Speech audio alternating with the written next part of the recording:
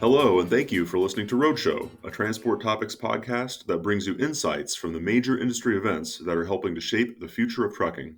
In this episode, we're going to take you to Orlando for Trimble Transportation's 2022 Insight Tech Conference and Expo.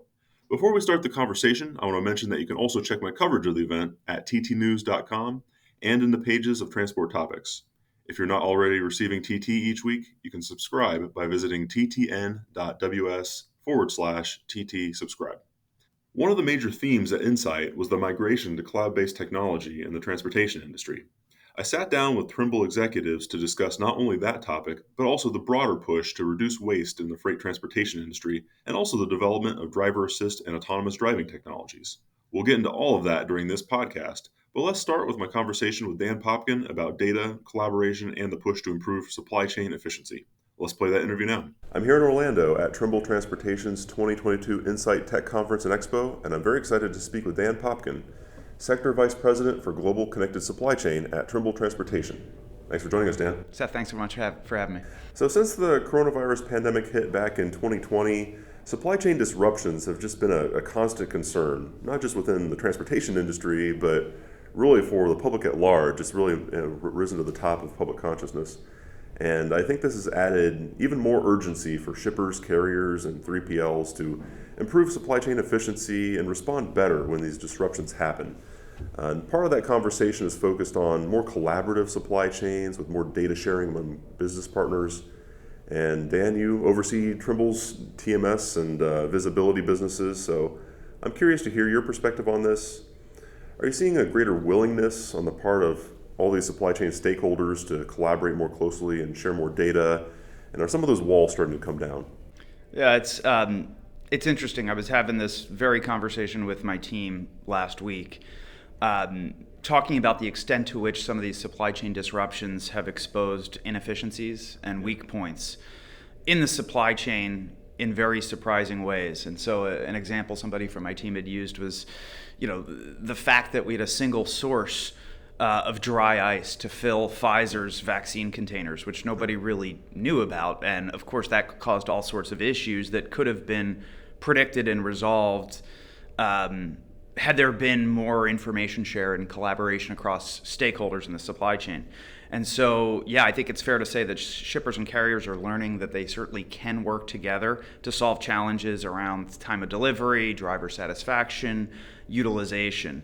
And so just a couple examples, like this is the exact intent of our industry cloud in Trimble Transportation Cloud, right? Integrate data, stakeholders, customers, vendors, capabilities, in order to facilitate that collaboration. So if you look at our Engage Lane procurement solution within TTC, great example of the connected supply chain in action, allowing shippers, carriers to interact in a free and fair marketplace, with the objective of enabling each side to make more optimal decisions in light of some of these supply chain disruptions, right?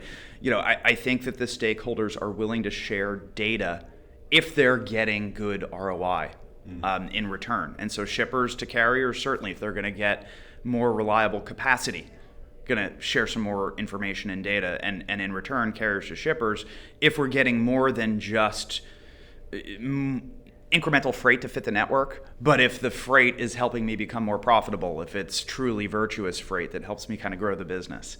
Another example of this, if you've kind of spent some time in the conference, within TTC, we're working on our connected locations, right, with our maps groups, and then that interfaces with mobility and enterprise. But we're hearing from our carriers, look, we're willing to share information on transportation facilities and, more importantly, dwell time, right, in order to improve the efficiency of the overall supply chain. So perhaps a verbose answer to a simple question, but I would say that there's no question that the pandemic played kind of a fomenting role here, right? And that the stakeholders in the supply chain are increasingly willing to collaborate. Yeah, I'm glad to hear that, and that's what I'm hearing as well. And you just gave some good examples of how Trimble's been supporting your carrier and shipper customers as they work through all these disruptions and some of the market uncertainty more recently. If there's any other examples of how you're using software and data to ease some of these challenges, go right ahead. But those are already some pretty good examples. Well, what I would say is just from a positioning perspective, when you think about Trimble, we're somewhat unique in that, at least in my perspective, that we're a truly neutral tech stack provider into transportation. So we're not a brokerage. We're not a freight matching provider. And so that neutral positioning, in my opinion, creates pretty exciting opportunities for shippers and carriers to connect on our platform, with the key differentiator being that we want both parties to win, as well as the intermediaries, right? And so just a couple additional examples, like our supply chain insights, if you've spent any time looking at really our cloud optimization portfolio of solutions, provide a broader market perspective, narrowing down what impacts our shippers and carriers. So it eliminates some of the noise, provides a way to take action. So again, that agile engaged lane procurement platform, shippers find new capacity options to get products to the marketplace. Carriers can confidently find new contracted freight business to support their networks. But if you look at another service that we have running in TTC, our Trimble Dispatch Advisor solution, like our power to load optimization, that is automating the planning purpose, which helps during supply chain disruptions when labor capacity is few and far between. If you look at our network insights, one of our supply chain insight solutions, again, kind of like a Google Analytics for transportation, right, provides intelligence on every aspect of my business and the lanes that I'm running and where I could be more profitable, right?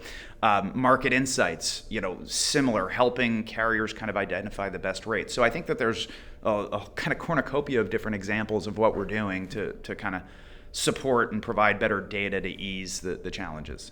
And as part of the conversation, some shippers have been reevaluating their supply chains, given their experiences of the past few years, finding, as you said, some of the problems and weaknesses that were illuminated, by the pandemic.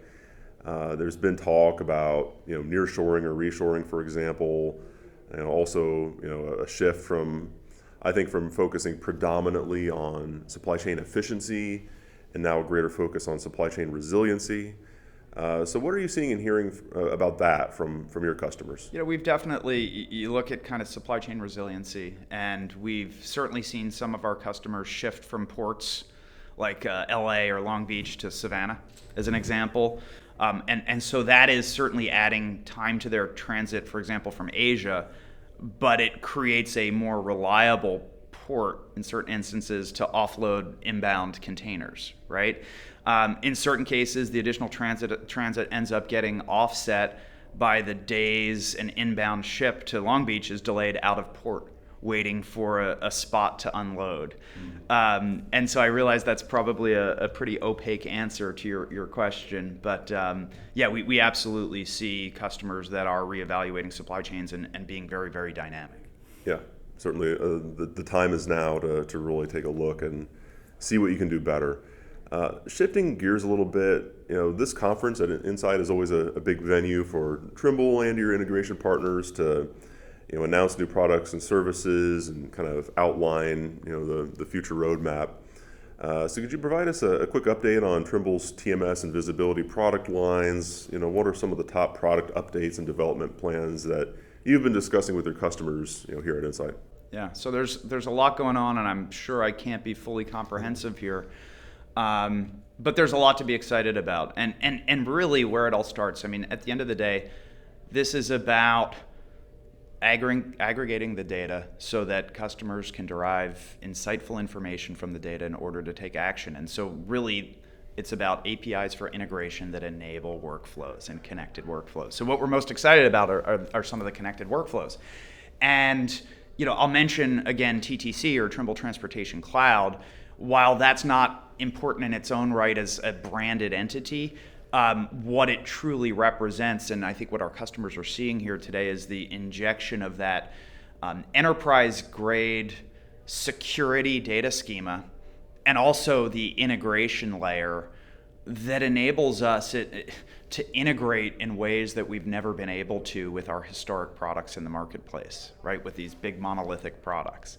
And so really what TTC is doing with that foundation in place, built on top of the Trimble Cloud, the ultimate cloud platform, is to spin up exciting new workflows, new experiences, new services in the cloud that can be consumed entirely, in the cloud multi-tenant, or that can interface with our existing systems of records and TMS applications so that customers don't have to kind of rip and replace and move to an entirely brand new system overnight. And so we're very excited about that. We have a lot of very tangible value now being delivered through TTC. So we talked a little bit about, when I think about that, enabling connections between stakeholders, shippers, carriers, intermediaries, enabling connectivity between our customers and our partner ecosystem. It's extremely important to accelerate time to value. And then enabling connectivity or integration of our internal Trimble portfolio of solutions, tech stacks, and capabilities, right? So that's what we're really doing. And so, we'll give you, again, using Engage Lane as an example, what that's really doing is solving a dynamic contract procurement problem between shippers and carriers. Intermediaries can also get involved, but they're able to interact directly through that platform, right? So it's a good example of TTC truly facilitating those persona connections in a seamless and scalable way. Another good example, if we were to look at, both the connectivity of our portfolio solutions that TTC enables, but also of our partners in our ecosystem, we can talk about connected maintenance, which is very exciting work that we're doing in our TMT asset maintenance business, which truly is about enabling the end-to-end management of outsourced vendor repair orders, right? And facilitating, and fleets are spending a lot of money on external third-party repairs, right? Maintenance and repair.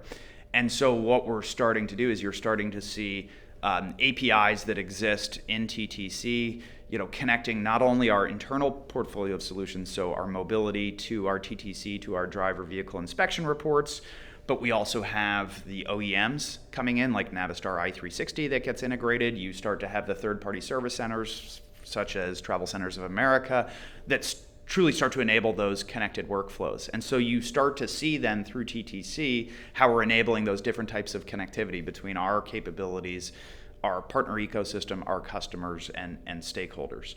So that is something we're very excited about. With respect to the TMSs, a big push are our cloud conversions right now.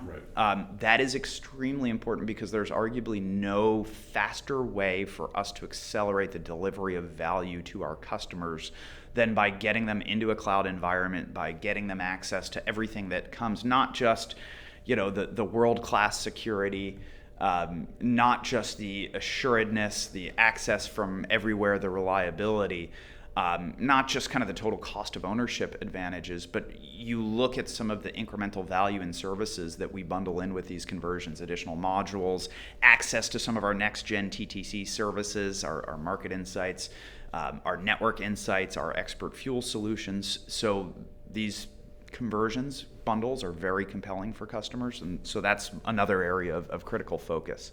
I mentioned supply chain insights. That really being our next generation of cloud-enabled optimization solutions. And so we've announced here, we're demonstrating Engage Lane Network Insights. We've launched here, which is very, very exciting, and you'll start to see how those capabilities come together, where we look at procurement, we look at freight opportunity relative to a carrier's network, the profitability of that network, and that starts to enable all sorts of additional workflows and actions to be taken to help optimize utilization for our carriers.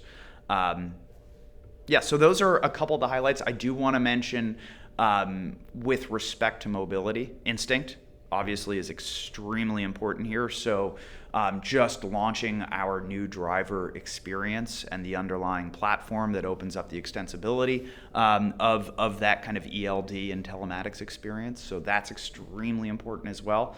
And then I had referenced it earlier, but really looking at how we're better together, and you see the capabilities of the various entities within transportation, enterprise maps, mobility, around a project like Connected Locations, which starts to get the maps, polygonal geofences with truck-specific ingress, egress into the platform, into the TMS, into the telematics system, so you have all those associated workflows that are enabled for carriers moving away from the circular geofences, but it really gets into dwell time analysis, and that can also improve collaboration between shippers and carriers as well. From time to time, an issue commands so much of the industry's attention that it requires a deeper dive, a resource readers can turn to, a transport topic special report. We're turning our attention to another big issue, electrification and the key factors that will drive this industry trend. In every case, we're working to provide our readers with information, analysis, and clarity on key issues confronting fleets. One comprehensive resource packed with insights that can give you the edge. Transport Topics invites you to learn more about our special reports. To reserve your copy of the latest special report, visit ttn.ws/electrification.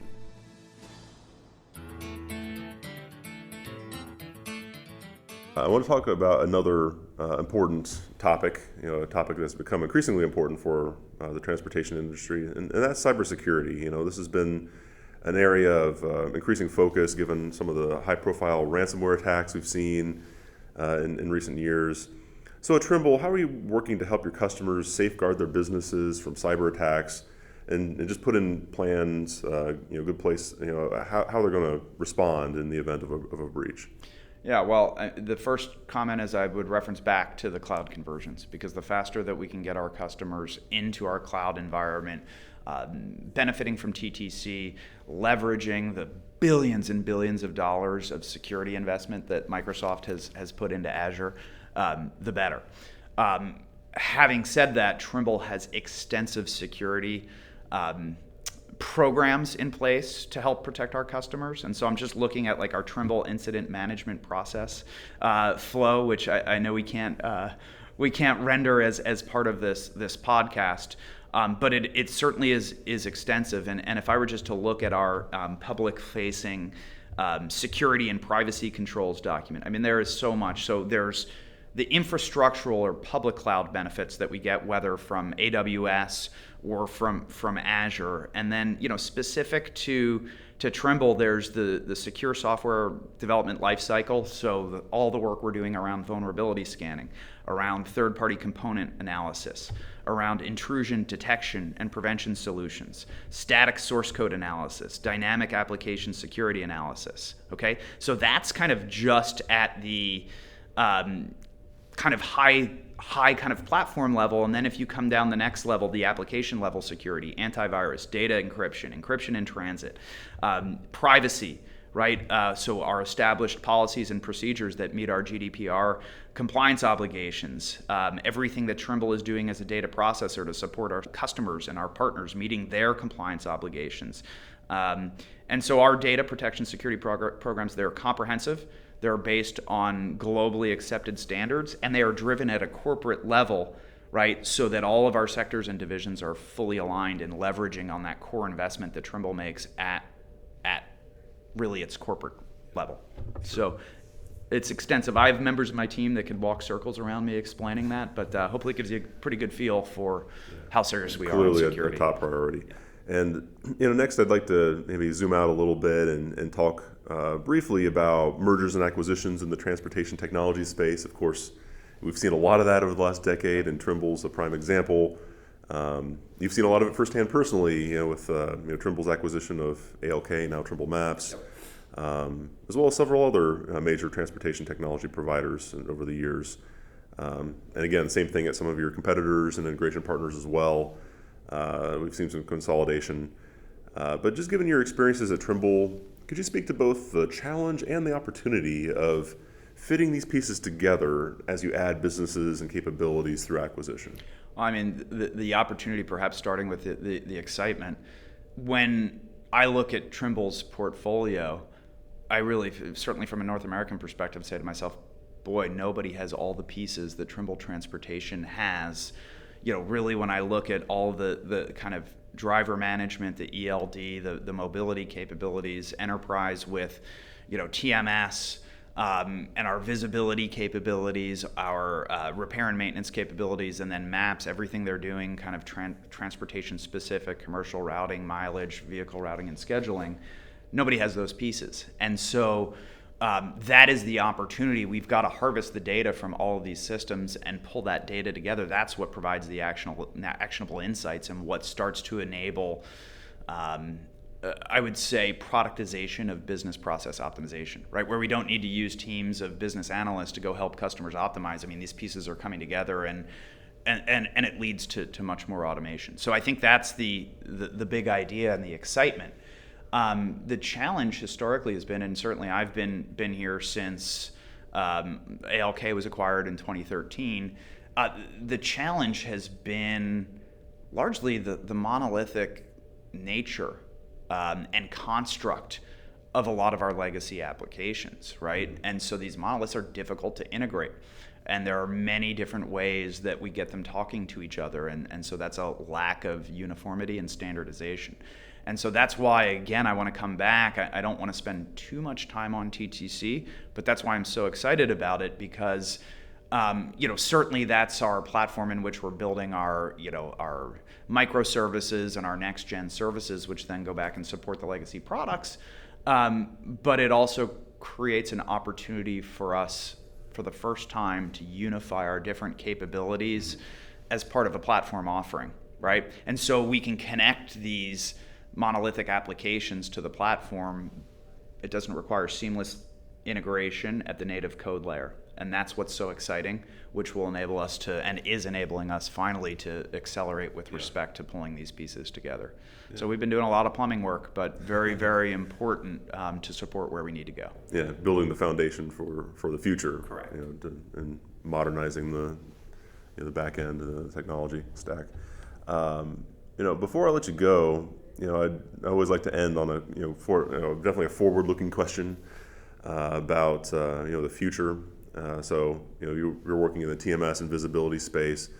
How do you see those product lines advancing in the years ahead? Of course, we hear so much about further developments in data analytics, AI and machine learning, for example. But how do you see management software evolving in the next decade or so? So we certainly believe that platform is critical to the future viability of TMS and visibility products, right? It's all about being able, as I've said several times, being able to harvest and act on the data, which empower then the connected workflows, ultimately improving utilization for our customers or freight coverage. And so we're connecting the entities that drive efficiency and allow for seamless collaboration across the supply chain, right? And so the challenge, in my opinion, with the modern applications and technologies is that they're typically only allowing for optimization within a single company's entity, right? And optimization within the context of a single carrier's or shipper's siloed view of its supply chain ends up being inherently limiting, right? Otherwise, we wouldn't have these problems we have in the industry today. Operating ratios in excess of 90%, 15%, 7% respective, OTR, out of route mileage, empty and out of route mileage. We wouldn't have, underutilized trailers that sit at pools for days. So we're limited currently. And so the network effect that's required to truly optimize at a many-to-many level, we think only comes through a centralized integration approach, through the connection of supply chain networks, fleet management, trailer tracking, fuel cards, visibility, all of these capabilities and stakeholders. That's what's required to be able to pull the pieces together to look at that many-to-many relationship. And so that's why I kind of come back to the criticality of platform to enable that. And so you need to have an open platform. You need to have greater democratized data availability, provided that it's controlled and only shared based on the preference of our customers, orchestrated, unified, managed, and shared based on the control and preference of the participants in our community. But that's where we want to get to. I think that's the other big idea, is going from one-to-one, one-to-many, and really helping to solve that many-to-many challenge. Well, it's a long road ahead, but it'll be fascinating to watch this. And it's the opportunities are out there. It's just a matter of putting all the pieces together and using all this data that we're collecting in a better way, in a more collaborative way. So really, this has been a great conversation. I think we're at a good stopping point here, though. But thanks again, Dan, for joining the podcast and sharing your insights. Really enjoyed the conversation. Seth, thanks so much for having me. I really enjoyed it as well. Transport topics in one word: authoritative. Knowledge. Outstanding. Reliable. We ask transport topics readers to describe us in one word: Informative. Informative. Integrity. The Bible. Authoritative. The authority. Transportation information, that's two, but I gotta have it both. Physically large. Oh, that's 2 words. Visit influence.ttnews.com/say hello to find out what they're talking about.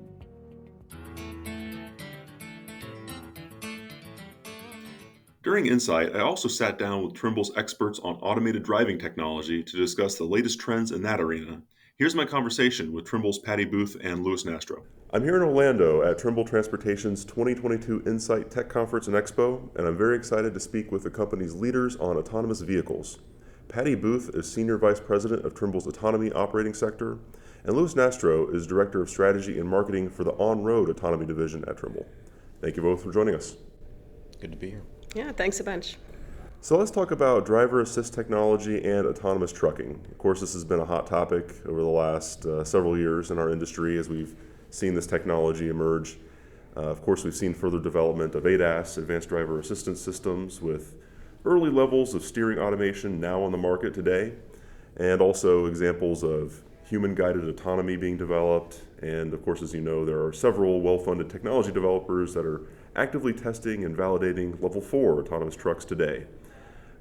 So really, beyond that, truck manufacturers also are investing in it. Industry suppliers are playing a part as well. So that brings me to Trimble. How do you see Trimble fitting into this emerging business?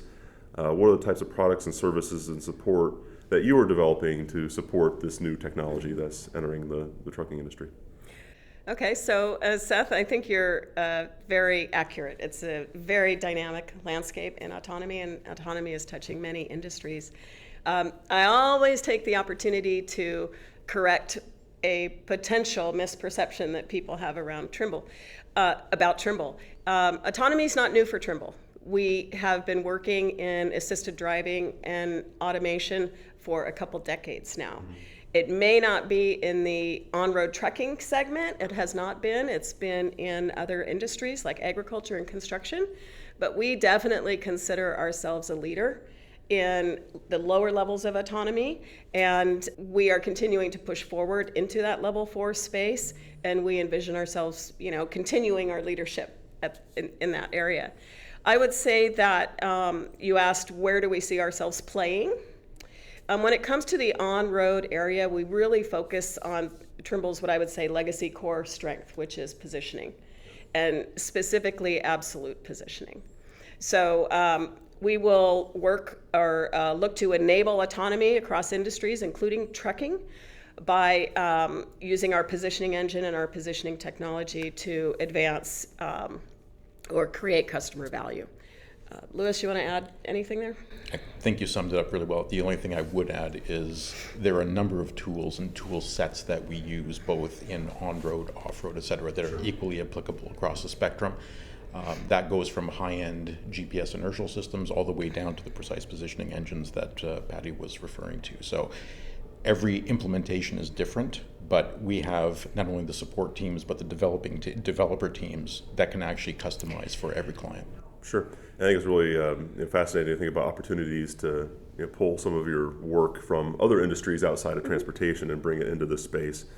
Of course, Trimble has made a big push into the transportation industry over the last decade through a series of major acquisitions. But it's important, I think, for our audience to understand the work that you're doing in construction and agriculture, for example.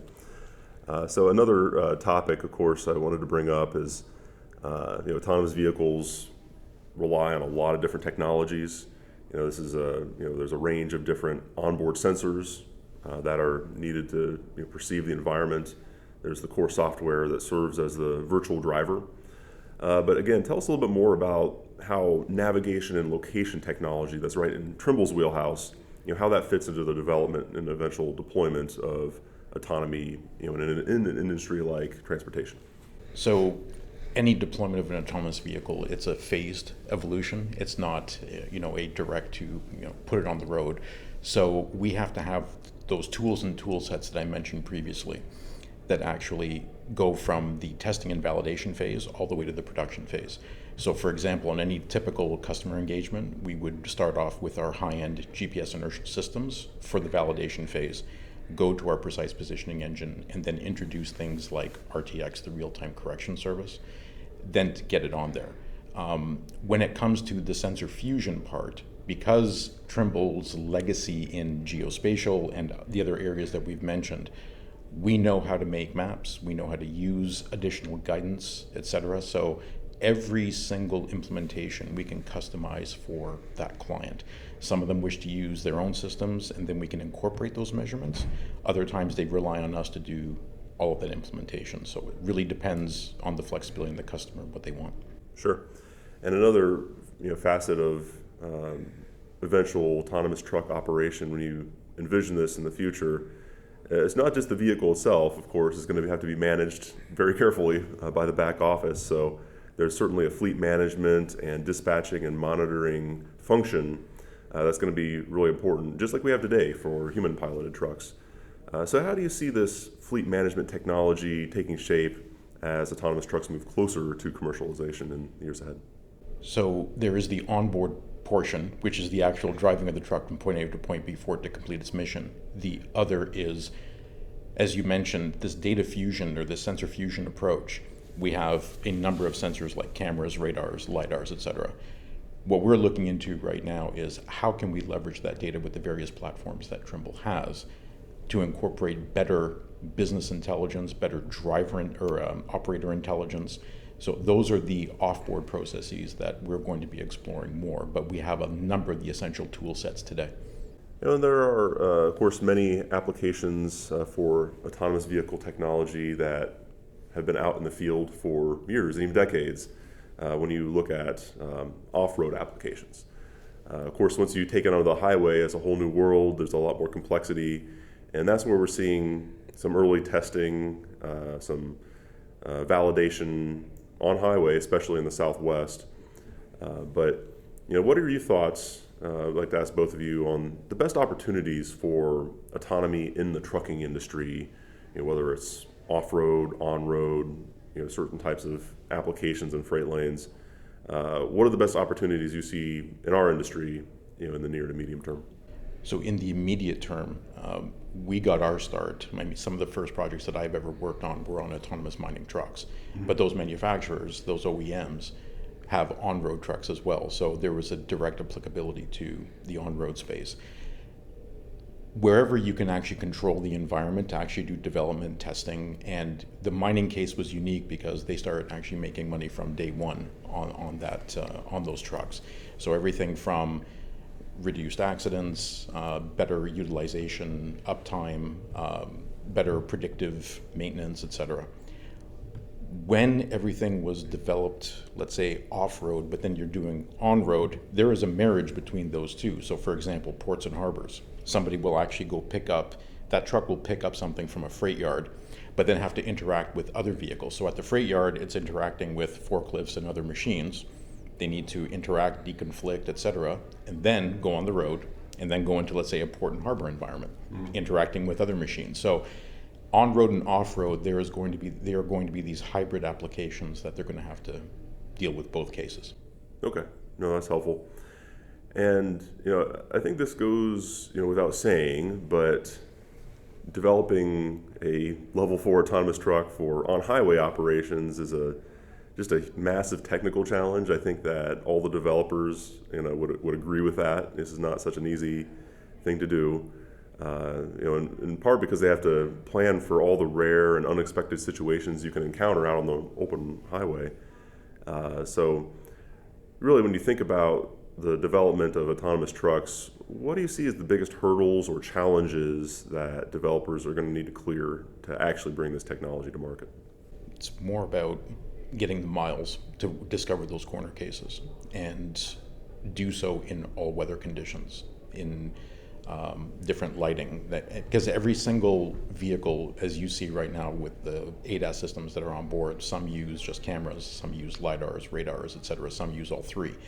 So it really depends on the client use case and running scenarios for millions of miles of testing with those various sensor sets. And Patty, is there any examples of what Trimble's done in other applications and other industries that you think transfers well to the trucking industry, or has the potential to? Well, yeah, I mean, our absolute positioning engine that is currently used by General Motors in their Super Cruise assisted driving feature is directly applicable to anything we do in the trucking industry.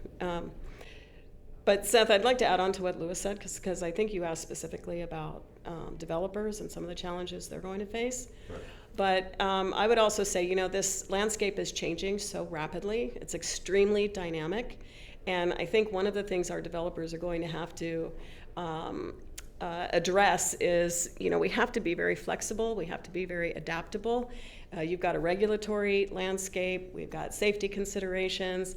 And the industry the tech is advancing so rapidly that we're going to have to be poised to be quite dynamic so we can react to that changing landscape. So it's not just the technical aspects, but there's broad environmental aspects we have to take into consideration. Yeah, certainly a lot of moving pieces for emerging technology that is changing very quickly. And, you know, I always want to bring this topic up whenever we get into autonomous vehicles. You know, the topic being, you know, what it means and doesn't mean for professional drivers. So, again, the AV developers that I've spoken with view this technology as a complement to the industry's workforce. It's not something that's going to replace drivers, you know, across the industry. You know, they see fully autonomous trucks as a good fit potentially for certain routes, certain types of freight, but not everything. You know, usually it's targeted toward, you know, middle mile, long stretches of open highway and dense freight lanes, which could even create more demand for regional jobs that are easier to fill. So I'd just like to ask you how you envision, you know, the trucking industry's workforce interacting with autonomous trucks at some point in the years ahead, and how might that change the job of the driver in the future? So definitely a crystal ball kind of question, but I'm curious to hear your thoughts on that one. Well, you use the word complementary. That's exactly how we would describe and define autonomy in the foreseeable future, autonomous tech and autonomous solutions.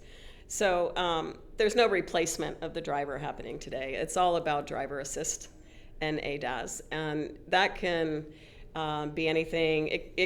We're talking about anything from helping to manage or combat fatigue to you know, allowing perhaps therefore allowing more miles to be driven. I mean, there's a number of things there. We don't see it as a replacement at all. And I would say, you know, Trimble's a technology company. We consider ourselves, as I said earlier, leaders in innovation and technology. And we believe that advancements in technology create opportunity, right? It's not just a replacement cycle. So there will be more opportunity. There will be more, maybe labor will be enhanced, less skilled labor will be needed. That will create opportunity, new opportunities for people, you know, if there's a labor shortage and that kind of thing. So definitely on the complementary track, not on the anything else. So. And I think that's, you know, increasingly pretty well understood within our industry, but sometimes from the outside looking in, observers, I think, get the wrong impression of what does autonomy mean for the future of trucking, and, you know, sometimes we have to push back against that a little bit as an industry, I think. Yeah, I mean, I would say, look at, you know, how come I can't think of it? Cruise control, you know? Yes. I mean, that is a very basic example of driver assist, and we're still all driving our cars, right? Yeah, that's right. So, you know, what does it allow me to do, you know, as a driving a passenger vehicle? I can go further. I can, you know, if I'm a little bit tired, I can, you know, continue, I can recharge a little bit. You know, I think this is how we need to look at it. The task is a little bit easier, the job, and if you're a driver, the job is a little bit better. So before I wrap up, I'd like to ask both of you finally just to share your perspectives on the future of autonomous driving in the trucking industry. So just your best predictions for what you imagine autonomous trucking might look like 10 years from now. You know, that's the real crystal ball question. So it's definitely a marathon, not a sprint, and I can tell you that from experience, having done this for 18 years. The technology has advanced by leaps and bounds since, you know, all of this formed formed in the DARPA, after the DARPA Grand Challenges, where all this started coming out. So what you will probably see, past its prologue, I would say, look at how autonomous mining vehicles started. Closed environments, very controlled spaces, and a gradual evolution of that technology. When you start actually bringing that out to the road, it's going to be, as you see today, a very phased implementation. So in a decade, I'm sure we'll be farther than where we are today. But I would probably leave it there, because then that's when the real crystal ball question starts. Yeah, sure. Yeah, I would second everything Louis said here. I think that what we're looking at is a progressive path toward autonomy. And 10 years, if you think about it, is not a very long horizon. Sure. So, I would say that full autonomy, whether you want to call it level 4 or level 5, that's probably not in my lifetime, maybe.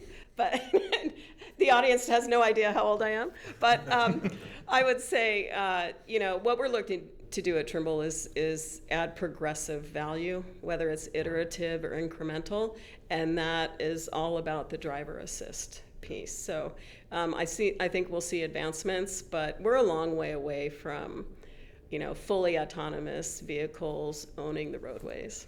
Yeah. No, hey, I really enjoyed this conversation, and I do think that's a good stopping point, so we'll leave it there. Thank you both for joining the podcast and sharing your insights. I've enjoyed it. Thank you. Thank you. Did you know you can ask Alexa to open Transport Topics? In just 1 minute, you will hear the biggest trucking headlines of that day. Be prepared and start your morning off right with Transport Topics. As you've heard during this podcast, the supply chain disruptions of the past few years have shined a spotlight on opportunities to improve the flow of goods in the United States and around the world. Trimble's 2022 Insight Conference in Orlando highlighted how data and technology advances can help reduce waste and improve efficiency in the freight transportation industry. In the years ahead, we can expect to see trucking and logistics companies working with their technology suppliers to modernize their IT infrastructures, make better use of their data, and consider how emerging technologies might enhance their operations. RoadShow will be back soon to share more insights from future industry trade shows. Until then, I'm Seth Clevenger. Thank you for listening.